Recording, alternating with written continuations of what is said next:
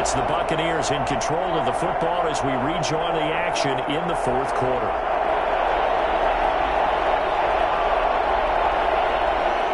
Working with 2nd and 5 now. They'll run it with Jones.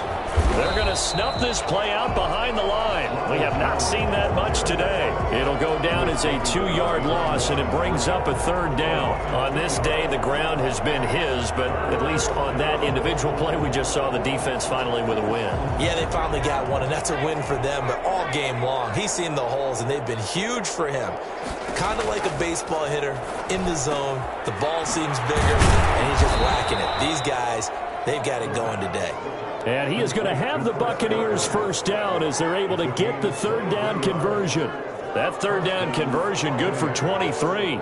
Still throwing the football here, even with the big lead. Yeah, I know you and I came up in a different era, and we think about sportsmanship and all that.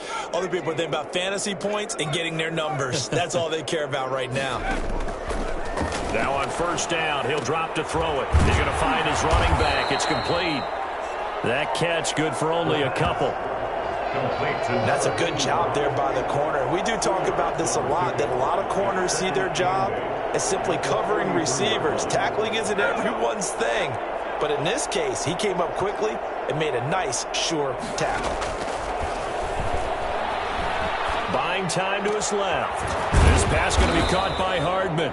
And this is going to turn into another first down as the tackle is made at the Vikings 36. A good pick up there of 20 yards. From Viking territory now, they'll come up 1st and 10 at the 36. Oh, a scrap for the football, and he's going to come down with it. And all the way inside the 15 before they drop it. 23 yards on the play. From the 13 now, they work on 1st and 10. Inside the red zone here, they'll look to throw. This is caught. And the Bucs are going to have a 1st and goal coming up as the tackle made at the 3-yard line. Another strong gain on the last 2 plays. They've moved it a combined 33 yards.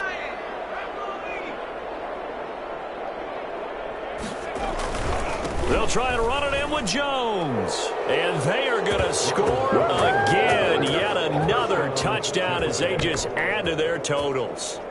Even though they've got this big advantage, Charles, they are not taking their foot off the gas pedal right now. Well, I think what we're seeing is great preparation and great practice time during the week.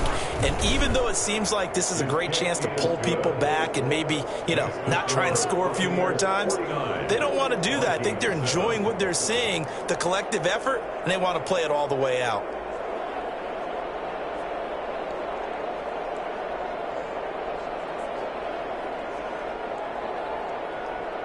Bradley Pinion to kick off. Now Pinion with the kickoff honors following the touchdown. Fielded in the end zone. And this will not be returned. It'll come out to the 25. At their own 25-yard. Minnesota now ready for their next possession. These guys had to punt their last possession, and that's become too familiar of a refrain. Too many of these drives just wound up going nowhere. Well, you know how in baseball when the pitcher gets a base hit and he's on base, they bring his jacket out to him to keep him warm? Well, a lot of times the punter goes to the sideline, puts on sweatpants or a wrap over his leg to keep it warm. He might need a massage from the trainer right now from all the work he's getting. And this is caught. I think he got that with one hand. That's a good way to start the drive. 17 yards and a first down.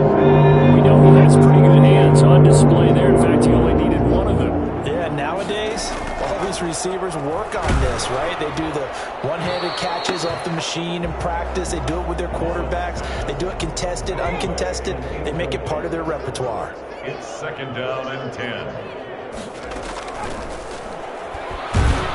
And the pressure gets there. He'll go down. It's a sack. And it is going to bring us to the 2-minute warning. A loss of 10 yards on the play. So the Vikings in possession of the football as we get you reset.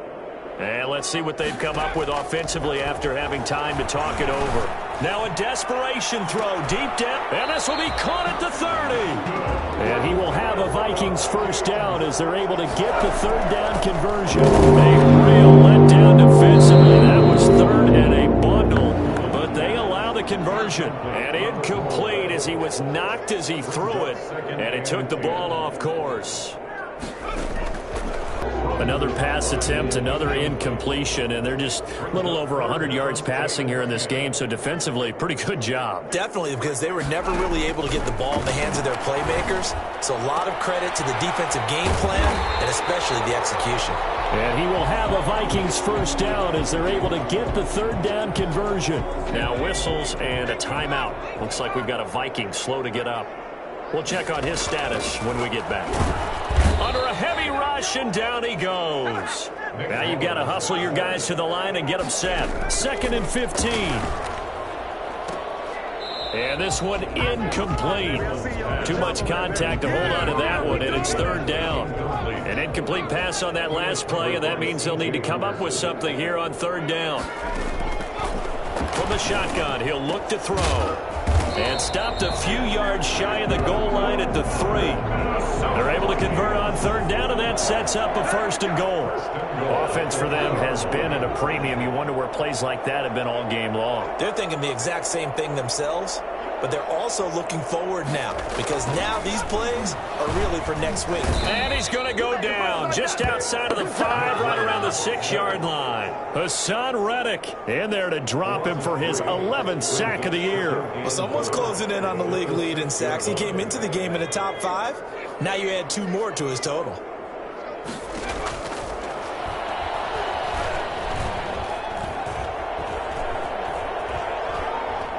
And hit behind the line. He lost the football. It's loose. And the Buccaneers have it. Yeah, I'd like to see that. The quarterback sacked. On the play. Recovered right in the middle.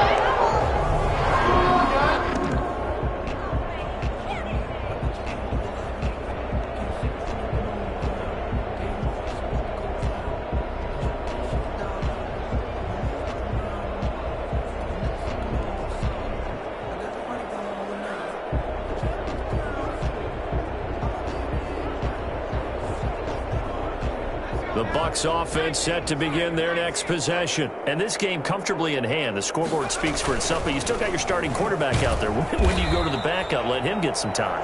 And that's one of the great questions in the NFL, Brandon, because I'm just going to tell you, in the 2015 season, I commentated on 3 games in a row that were blowouts. And in none of them did the starting quarterback ever come out of the game for the team that had a big lead. And in each instance, I asked the coaches later on, why didn't you do that? And they all looked at me and said, just don't really do that in the NFL. You know, these guys play, and we just